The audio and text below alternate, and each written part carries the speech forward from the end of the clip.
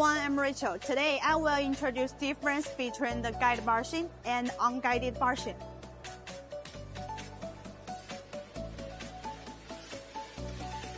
By providing rigid support for the workpiece, the guide bash is suitable for machining long and thin shafts with large diameters,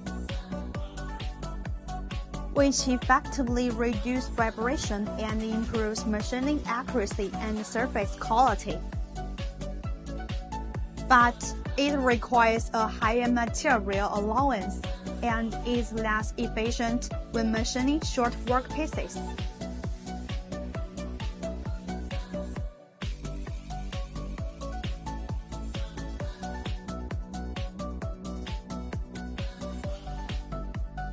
No guide sleeve structure is more flexible, suitable for machining short workpieces or complex shaft parts, can reduce material waste. But the lack of rigid support for long workpieces in the machining of long shaft parts may be a loss of precision or vibration problems.